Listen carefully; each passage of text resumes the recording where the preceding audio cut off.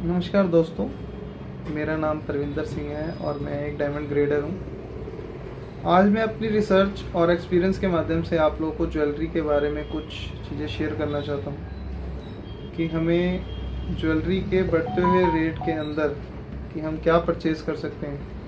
हम अक्सर 916 का सोना हॉलमार्क जिसे हम कहते हैं वो ख़रीदते हैं बाज़ार में जाके, और वही सही भी है क्योंकि सरकार उसे मान्यता देती है 916 को हॉलमार्क सोना, और हमें लेना भी वही चाहिए। पर उसके अलावा हम और क्या खरीद सकते हैं? हम सोना खरीदते हैं, हम चांदी खरीदते हैं, उसके अलावा भी तो बाज़ार में ज्वेलरी में और चीज़ें आती हैं। उनमें से जेमस्टोन्स हैं, एंटीक ज्वेलरी है, पोल्की है, हीरा है, तो हम ये चीज़ें भी परचेज़ कर सकते हैं। पर हमें इसे परचेज़ करना कैसे है?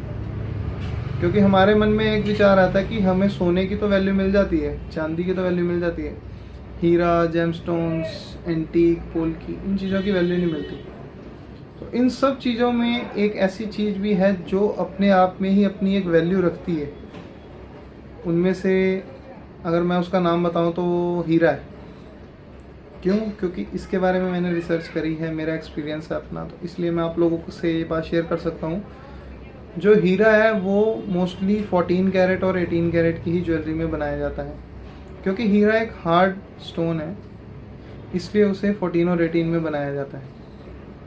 अब आप सोचेंगे कि 14 और 18 अब कहाँ से आ गया, जबकि हम तो 916 हॉलमार्क ज्वेलरी लेते हैं। तो मैं आपको ये बताना चाहूँगा कि 14 और 18 कैरेट भी हॉलमार्क ज्वेलरी में ही आता है। 14 कैरेट को हम 60% गोल्ड कहते हैं और 18 कैरेट को 75% गोल्ड। सरकार इन्हें भी मान्यता देती है, इनके भी अलग रेट मापदंड होते हैं, क्योंकि ये भी सोना सरकार द्वारा बनाया गया है, इसलिए ये सोना खरीदना गलत नहीं है। अब हम हीरे की बात करें, हीरा खुद में ही अपनी वैल्यू कैसे रखता है? हीरा एक ऐसा वैल्यूएबल स्टोन है अर्थ पे जिसकी एग्जिस्टेंस कई करोड़ सालों से है। हीरे के अपने कुछ मापदंड हैं जिसे हम 4 Cs कहते हैं, जिसमें कट, कलर, क्लैरिटी और कैरेट आता है।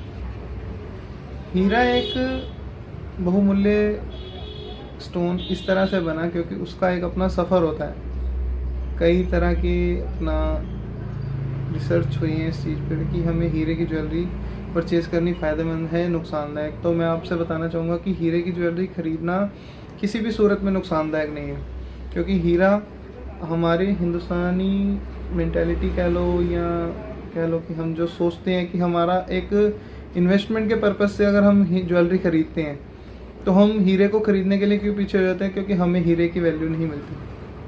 हमें हीरे की सही वैल्यू किस तरह से मिल सकती है? अगर हम उसको सर्टिफाइड लें। सर्टिफाइड हीरो की अपनी वैल्यू होती है, सॉलिटेयर्स, पॉइंटर्स होते हैं इसमें, उनकी अपनी वैल्यू होती है। तो इस तरह से अगर हम किसी भी ज्वेलरी शॉप पे जा रहे हैं तो हम 916 के साथ हीरे की ज्वेलरी भी देख सकते हैं। हीरे की अपनी वैल्यू है, इसलिए उसको देखने में कोई हर्ज नहीं, कोई बुराई नहीं। हम हीरा खरीद सकते हैं, हीरा हमें 916 से सस्ता पड़ता है। तो ये मेरा आज का विचार था आप लोगों के लिए। आपको अच्छा लगा हो तो आप कमेंट्स करके मुझे बता सकते हैं, और इस तरह की कुछ छोटी छोटी वीडियोस मैं आप लोगों के लिए डालता रहूँगा ताकि आपको ज्वेलरी ख़रीदने में आसानी हो। Thank you.